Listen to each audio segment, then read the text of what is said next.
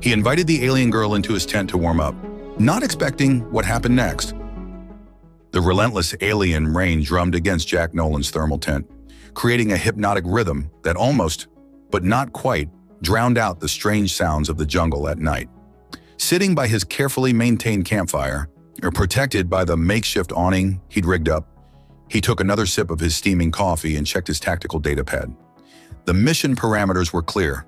Scout the unexplored region of Proxima B, designated as Zone 7, and report any signs of intelligent life or valuable resources. So far, he'd found plenty of the latter. Exotic flora with potential pharmaceutical applications, rare mineral deposits, and even some interesting energy signatures that the eggheads back at base would love to study. But intelligent life? Not a whisper.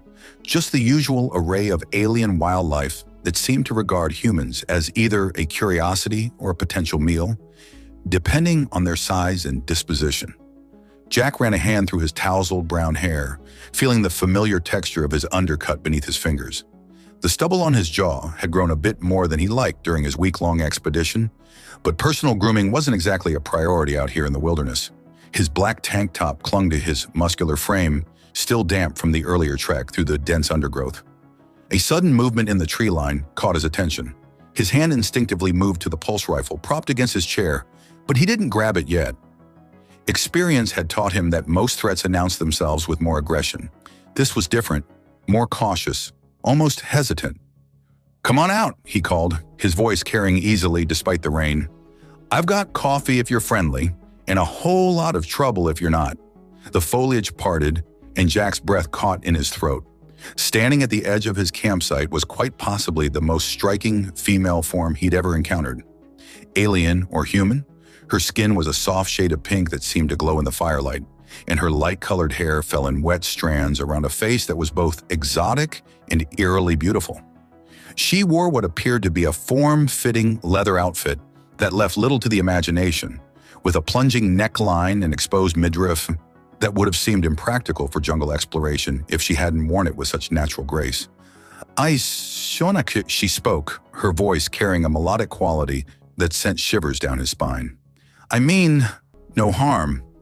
The storm, it's getting worse." As if to emphasize her point, a crash of thunder rolled across the sky, making her jump slightly. Jack lowered his hand from the rifle. "You speak English?" She nodded, taking a tentative step forward. "We've been studying your language since your kind first arrived. I'm Lorena." "Jack," he replied, gesturing to the fire. "You look like you could use some warming up." She moved closer, her movements carrying an otherworldly elegance, despite her obvious discomfort from the cold rain. As she settled near the fire, Jack couldn't help but notice how the firelight played across her features, highlighting alien angles that somehow only enhanced her beauty. "Thank you," she said, extending her delicate hands toward the flames. I got separated from my survey team when the storm hit. Our equipment doesn't work well in these conditions." Jack nodded, trying to maintain professional composure despite the strange flutter in his chest. "That's rough. These storms can last for days out here. You're welcome to wait it out by the fire." Lorena glanced at his tent, then back at him with an expression he couldn't quite read.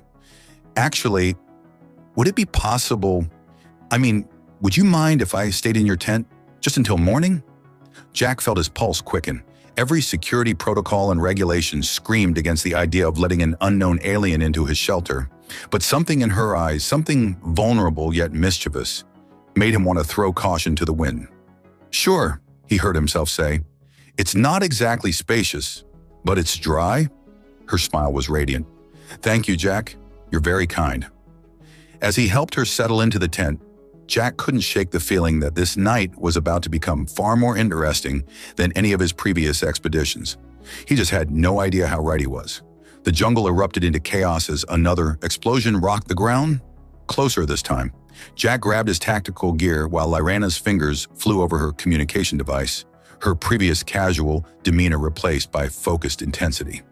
"Traxon," she spat the name like a curse. "He's tracked me across half the sector."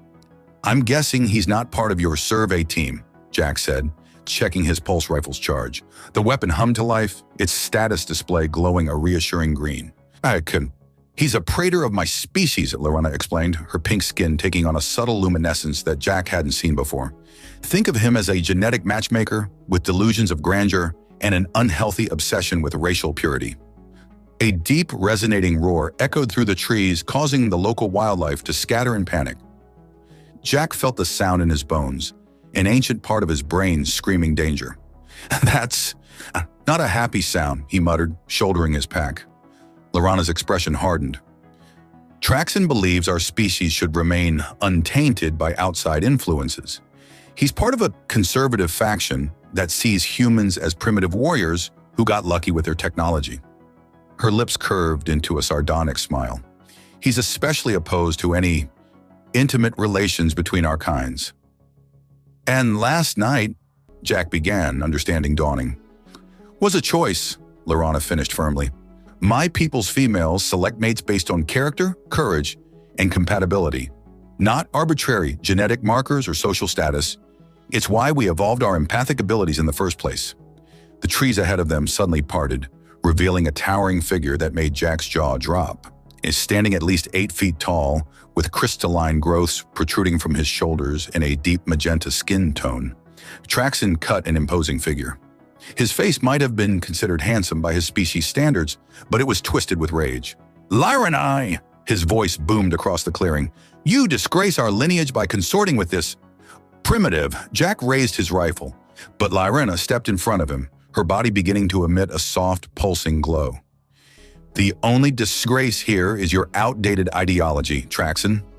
Humans have proven themselves worthy allies 1,000 times over. Allies? Traxon sneered. Perhaps, but mates? You soil yourself with their base desires. Base desires? Lorana laughed, the sound sharp and challenging. While you were studying genetic charts and arranging political marriages, I was studying humanity's true nature. Their passion, their determination, their capacity for growth and adaptation. They possess qualities our people have forgotten in our quest for supposed perfection. Jack watched in amazement as Lorana's glow intensified, creating a protective field around them both. He'd never seen anything like it. The energy seemed to respond to her emotions, swirling and pulsing with each word. Their strength isn't in their genetics, she continued, her voice carrying an authority that seemed to make the very air vibrate. It's in their hearts, their spirits, something you could never understand with your obsession with biological purity. Traxon's response was to raise a crystalline weapon, its design unlike anything in human arsenals. Then you leave me no choice. I'll eliminate this contamination myself. What followed was unlike any combat Jack had ever experienced. Lorana's protective field deflected energy blasts while she demonstrated abilities he hadn't imagined possible. She moved with incredible speed, her body's glow creating afterimages as she engaged Traxon in close combat. Her smaller size proved an advantage as she ducked and weaved around his powerful but slower attacks. Jack provided covering fire when he could, his pulse rifle's shots forcing Traxon to divide his attention. The jungle around them was being torn apart by the battle, trees splintering and ground scorched by errant energy blasts. Your human can't even protect himself, Traxon taunted as he deflected another burst of rifle fire. How can such a weak species possibly contribute to our evolution? Strength isn't just about physical power, Lorana shot back, landing a spinning kick that actually staggered the larger alien. Jack showed more courage and compassion in one night than you've demonstrated in your entire life. The fight continued, with Lorana and Jack working in surprising synchronization. Their different abilities complemented each other. Her speed and energy manipulation, his tactical training and precision shooting. Together, they gradually wore down Traxon's defenses. Finally, after a particularly intense exchange, Lorana managed to disarm Traxon with a complex series of moves that left him sprawled in the mud. Jack kept his rifle trained on the fallen praetor, while Lorana stood over him, her glow now a brilliant aurora of power. You've lost, Traxon, she declared. Not just this fight, but the future. Our people need new perspectives, new strengths. Humanity offers that possibility. Traxon spat in disgust. The council will hear of this perversion. Good, Lorana smiled, though there was steel in her voice. Let them hear how a human and I defeated one of their precious praetors. Let them wonder what other surprises might come from such partnerships. She turned to Jack, her expression softening. "There's something else you should know." She began, then swayed slightly, her glow dimming. Jack caught her before she could fall, noting how her skin seemed to pulse with an internal light different from her combat glow. "Layrana, what's wrong?" She pressed a hand to her abdomen, looking up at him with a mix of wonder and uncertainty. "Remember when I said there was much you didn't know about my people? Well, that night, my species can sense conception immediately. We're compatible in ways nobody expected." Jack's world tilted on its axis as the implications hit him. "You mean..." The jungle's humidity felt heavier than ever as Jack processed Layrana's revelation. His mind raced with implications while his heart performed acrobatics in his chest. The defeated Traxan lay forgotten for a moment as Jack gently steadied Layrana, noting how her skin's luminescence had taken on a pearl-like quality. "A child?" he managed, his voice barely above a whisper. "Our child." Layrana's hand remained pressed against her abdomen, her eyes meeting his with an intensity that made his breath catch. "My people can sense life from the moment it begins. It's extraordinary. The energy patterns are unlike anything in our genetic records." A harsh laugh from Traxan interrupted their moment. "You fool! Do you think I came alone? The Council's enforcers are already—" His words cut off as distant engines roared overhead. 3 sleek vessels, their hulls gleaming with the same crystalline properties as Traxan's weapon, descended through the canopy. Jack recognized the design from his military briefings. Luminarian interceptors. Top-of-the-line combat craft. "We need to move," Jack said, his tactical training kicking in. "Now!" Layrana nodded, her combat glow returning, though noticeably dimmer than before. "The pregnancy affects my energy reserves. I can't maintain full combat capabilities." Jack's mind raced through options as he helped her into the dense undergrowth. "My base camp is too far, but I know something better. There's a series of caves about 2 clicks east, heavily shielded by mineral deposits. Should mask our signatures." They moved swiftly through the jungle, Jack's survival training complementing Layrana's natural agility. Behind them, they could hear Traxan barking orders to the newly arrived enforcers. "The child changes everything," Layrana said as they navigated a particularly treacherous slope. "Our species has tried to hybridize with others before, but never successfully. The fact that we're compatible, it validates everything the progressives have been arguing. And that's why Traxan and his allies are so afraid," Jack realized. "It proves humans aren't just lucky primitives." An energy blast sizzled past them, vaporizing a tree trunk. Jack returned fire, his pulse rifle's shots forcing their pursuers to take cover. Layrana generated a protective field, though Jack could see the effort straining her. "The caves are just ahead," he said, providing covering fire as they reached the rocky outcropping. "But we'll be trapped if we don't." "No, we won't," Layrana interrupted, her eyes scanning the rock face. "These formations, they're perfect for amplifying my people's natural abilities." They ducked into the cave system just as another barrage of fire lit up the entrance. Jack could hear their pursuers coordinating their approach, and trying to box them in. "What do you mean, amplifying?" he asked, checking his rifle's charge. The display showed 47%, not ideal for a prolonged firefight. Layrana pressed her hand against the cave wall, and the crystalline structures within began to resonate with her own energy. "Our abilities evolved alongside similar mineral formations on our homeworld. In the right conditions, the entire cave system suddenly hummed with power. Layrana's energy signature multiplying and reflecting off the crystal-laden walls. The effect was disorienting, creating dozens of false readings that would confuse any tracking systems. "Impressive," Jack grinned, "but they'll still eventually find us." "Then let's give them something else to think about," Layrana smiled, her earlier uncertainty replaced by determination. "Help me reach that main crystal cluster. I have an idea that might buy us some time to plan our next move." As Jack helped her navigate the uneven cave floor, he found himself marveling at her strength. Here she was, carrying their impossible child, hunted by her own people, yet still fighting with unwavering resolve. "You know," he said, supporting her as she reached for a particularly large crystal formation, "when I invited you into my tent last night, I definitely wasn't expecting any of this." Her laugh echoed through the cave, a sound of genuine joy despite their situation. "Humans, always stating the obvious in the most endearing ways. She turned to face him, her free hand caressing his cheek. That's part of why I chose you, you know.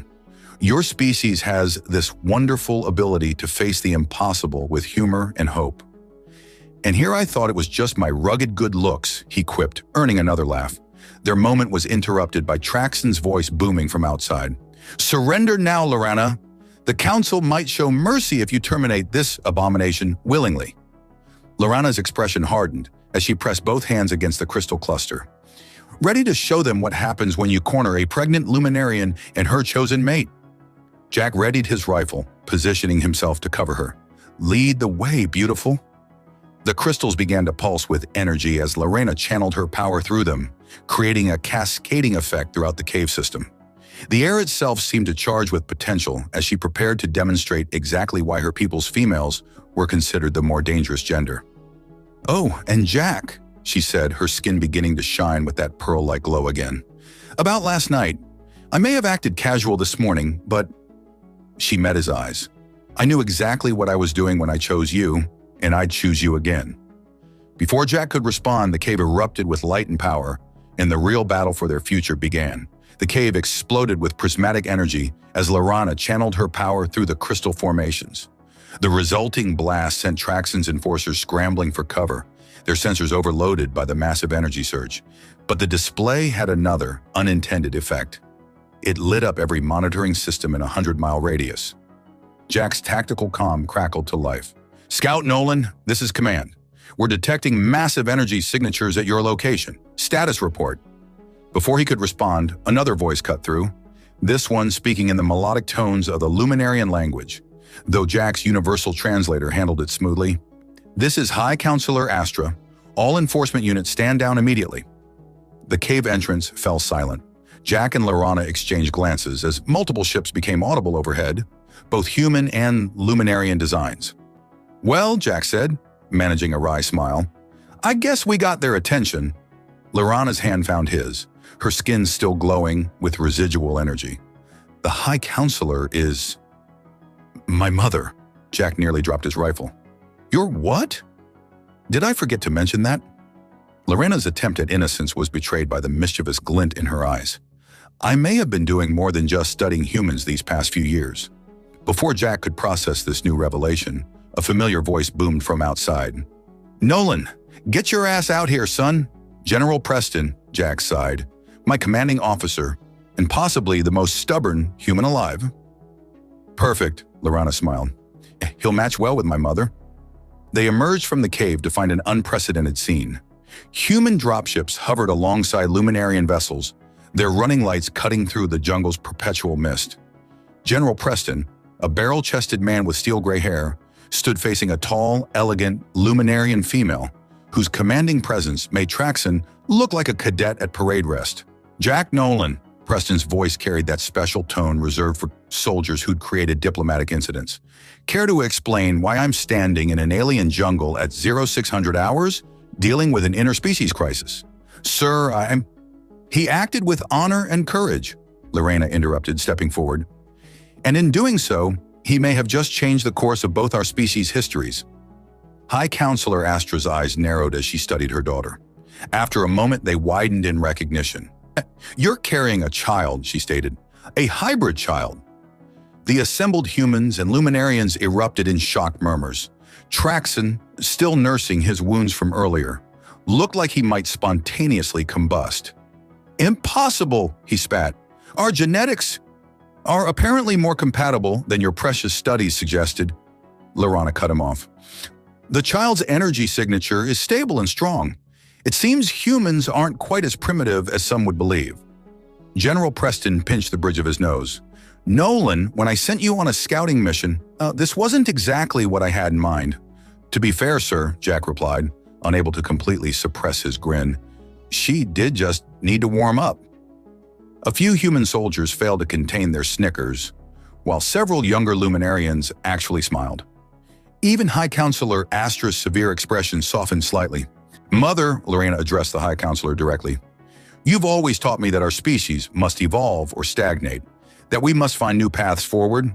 Well, she squeezed Jack's hand, I've found one. By seducing a human scout, Traxon interjected.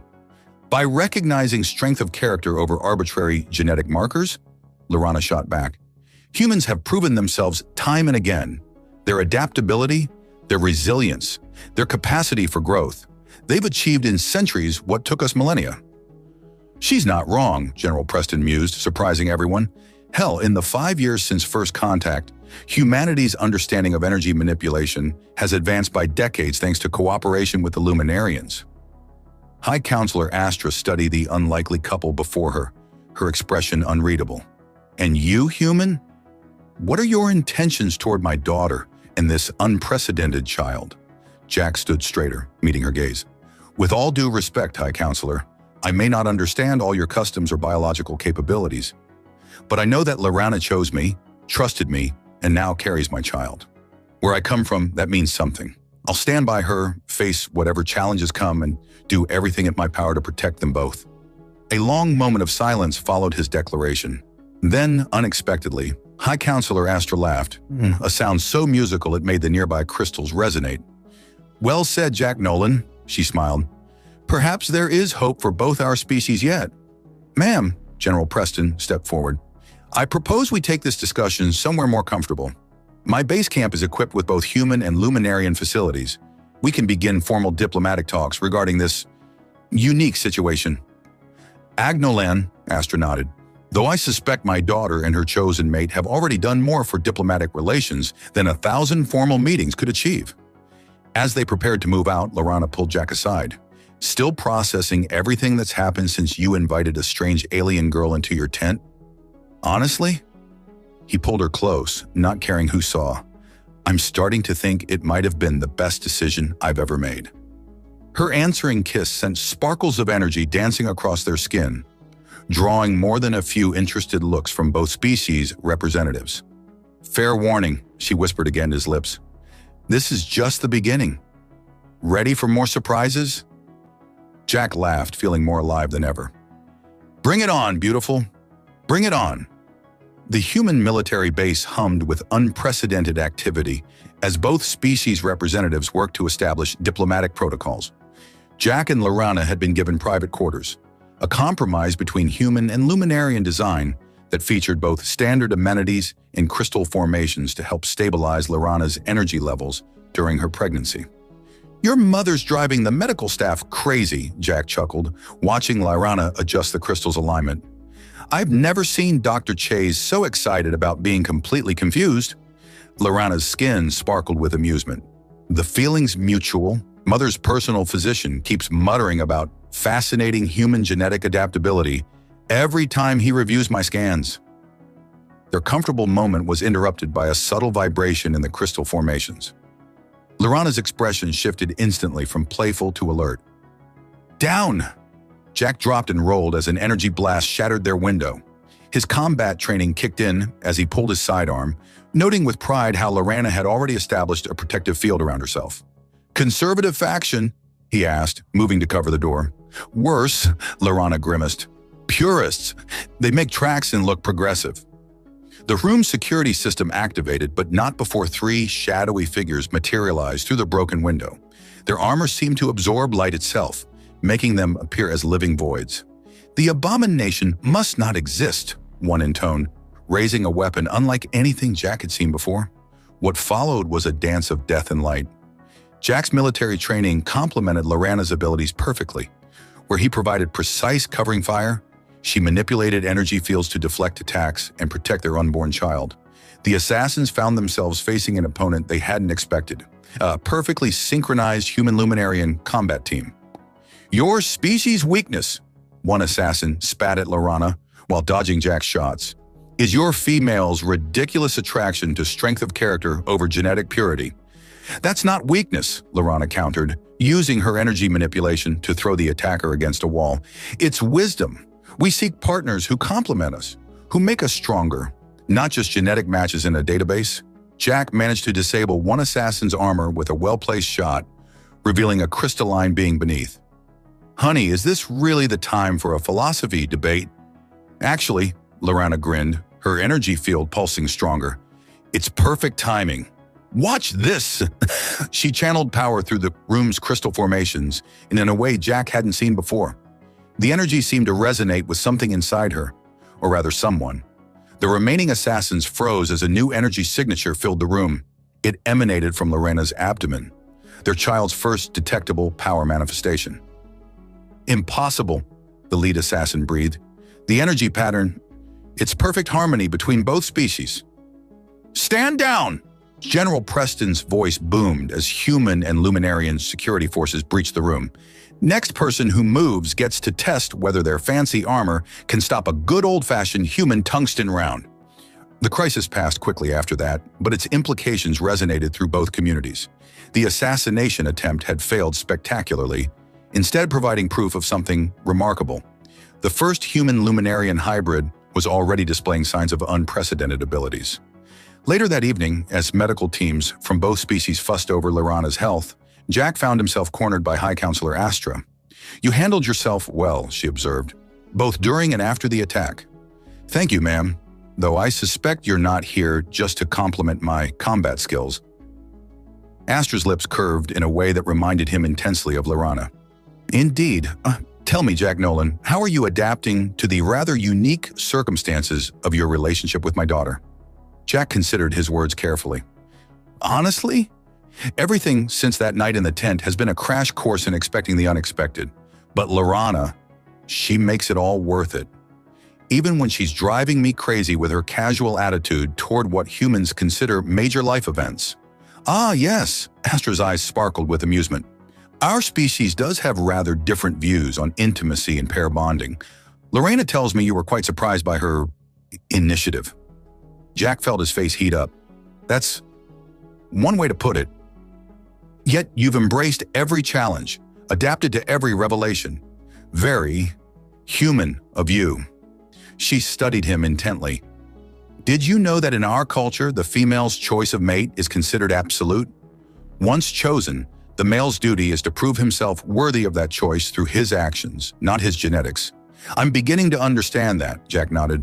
"And I intend to keep proving myself worthy, both to Lorena and our child." "Good," Astra smiled fully now, "because I suspect you'll have plenty more opportunities. The conservatives won't stop easily, and my daughter has always enjoyed challenging traditions." As if on cue, Lorena's voice rang out from the medical bay. "Jack, get in here and tell these doctors that human-Luminarian hybrid pregnancies don't need to follow either species' normal protocols." Jack couldn't help but laugh. "Speaking of challenges, go," Astra waved him off. "Show everyone why my daughter chose wisely." As Jack headed to deal with whatever new situation had arisen, he reflected on how much his life had changed since that rainy night in the jungle. One act of kindness, offering shelter to a mysterious alien woman, had sparked a chain of events that was reshaping two civilizations. And somehow, he wouldn't have it any other way. 3 months after the assassination attempt, Jack found himself in an entirely new kind of challenge. Shopping for baby supplies in a hybrid human-Luminarian marketplace, the newly established diplomatic zone had become a fascinating blend of both cultures, though it still produced plenty of amusing misunderstandings. "No, absolutely not," Lorena declared, examining a traditional human crib with skepticism. Her pregnancy had progressed beautifully, her pink skin now carrying a constant pearl-like luminescence that drew admiring glances from both species. "Our child will need a proper energy-conducting bassinet." "Sweetheart," Jack sighed, though he couldn't suppress his smile. "Human babies don't typically need crystal arrays to sleep. But human babies don't usually generate quantum energy fields in their dreams," she countered, absently running her hand over her growing belly. "Remember last week?" Jack chuckled, recalling how their child's nocturnal energy pulses had accidentally activated every electronic device in their quarters. "Fair point, but maybe we could compromise? Something that combines both cultures?" A familiar voice interrupted their debate. "Already thinking like a diplomat, I see." They turned to find General Preston approaching, accompanied by High Counselor Astra. The unlikely pair had become the primary architects of human-Luminarian integration policies, though their methods often raised eyebrows on both sides. "Sir," Jack started to salute, but Preston waved him off. "At ease, son. This is a family visit." The general's eyes twinkled with uncharacteristic mischief. Besides, your mother-in-law and I have a surprise for you both. Mother? Lyrana's energy field flickered with curiosity. What are you plotting? Astra's crystalline laugh drew attention from nearby shoppers. We've had our best artisans and engineers working together. Consider it a gift for our groundbreaking grandchild. She produced a small device that, when activated, projected a hologram of a unique nursery design. It featured elements of both cultures seamlessly integrated. Human-style comfort merged with luminarian energy handling technology. The crystals are grown into the organic materials, Preston explained proudly. First successful fusion of both species manufacturing techniques. Jack studied the design with growing appreciation. It's perfect, just like our little energy pulse generator here. Lorena elbowed him playfully, causing small sparks to dance between them. Their child's energy field had made their natural attraction even more interesting, often creating unexpected light shows when they touched. Speaking of energy, Astra's expression turned more serious. How are you handling the increased power fluctuations, daughter? Better now that Jack learned to channel some of it. Lorena smiled at her mate's embarrassed expression. Turns out humans have more latent energy manipulation potential than anyone suspected, especially when properly motivated. Preston raised an eyebrow at Jack, who quickly found the marketplace ceiling fascinating. The general's booming laugh suggested he'd heard some reports about the couple's energy experiments. That reminds me, Preston said after composing himself.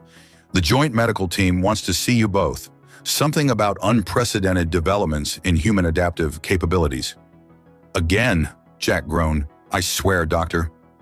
Chase gets more excited about my evolutionary acceleration than our actual child. Can you blame them? Lirena's eyes sparkled with that mischievous gleam he'd first seen in the tent.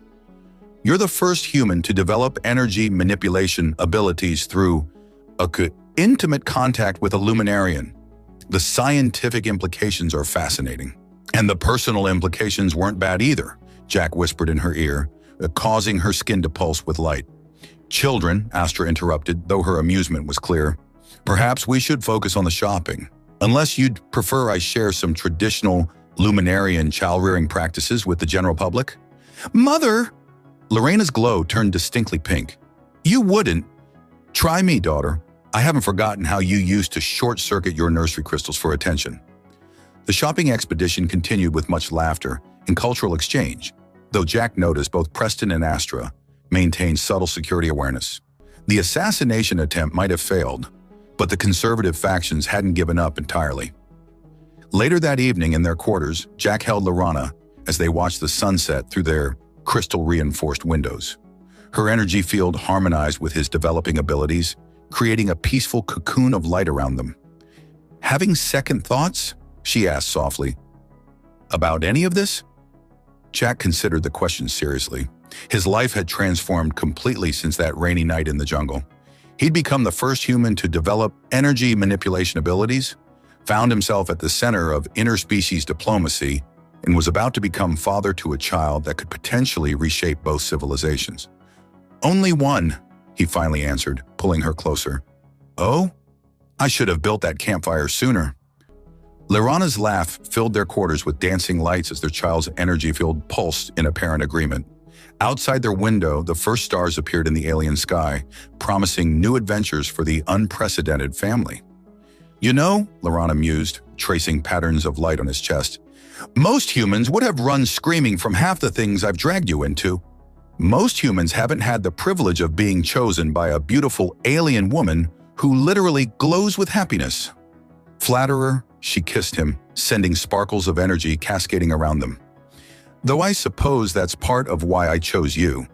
Humans have this remarkable capacity for adapting to the impossible, with grace and humor. Speaking of impossible, Jack grinned. Want to tell me why you really came to my tent that night? The full story this time? Lorana's expression turned thoughtful. Would you believe me if I said I had a feeling? That something in your energy signature called to me even before I saw you?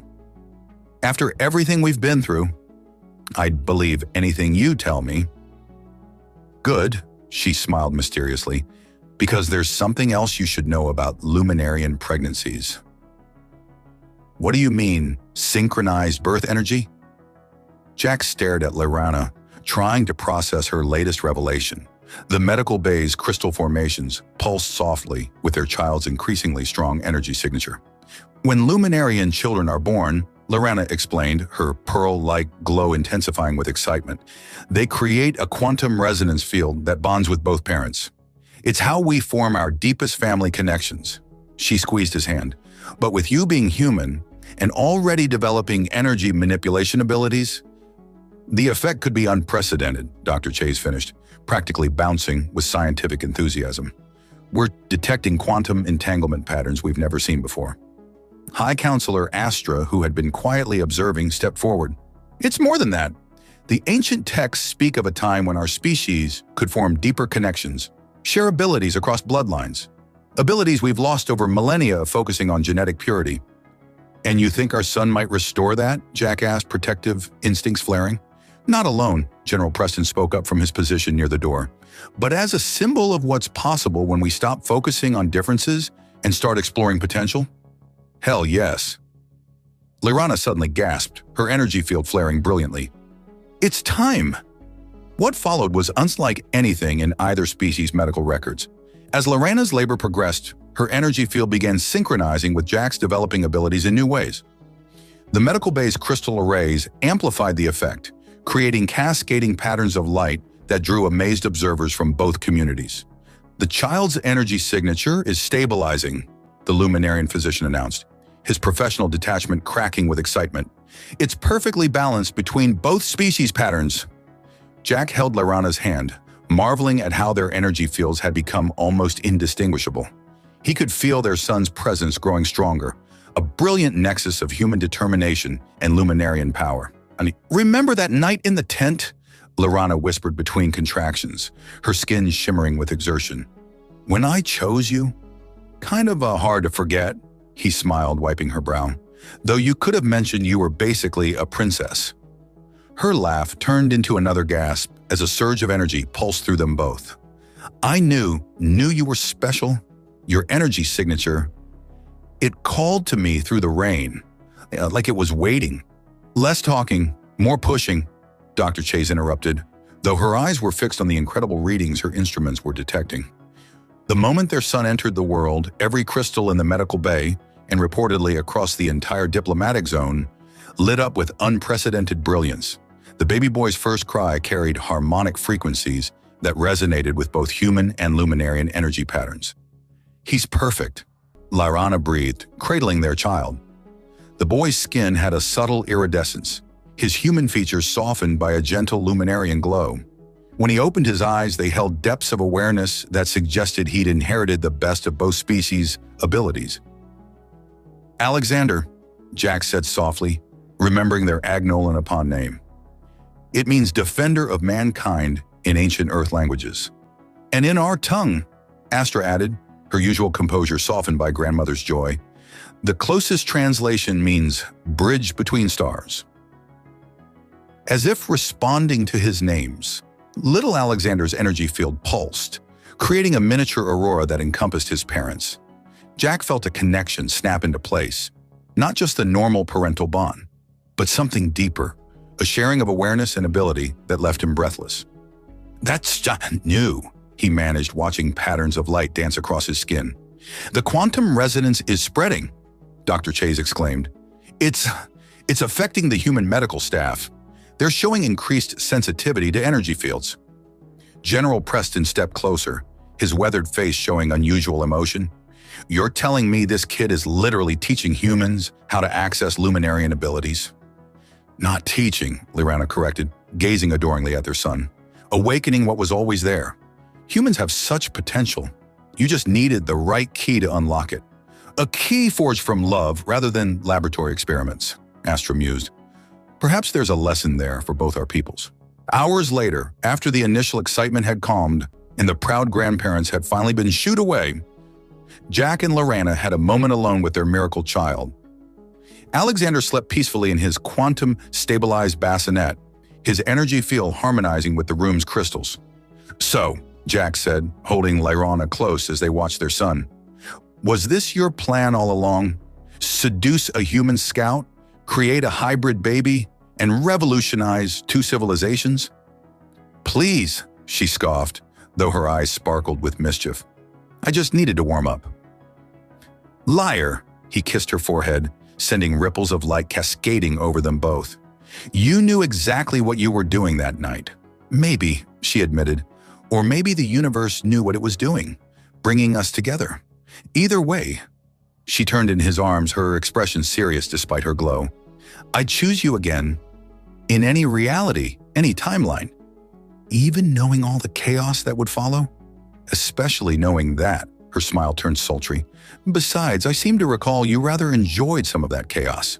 Their son's energy field pulsed with what felt suspiciously like amusement, reminding them they weren't quite alone anymore.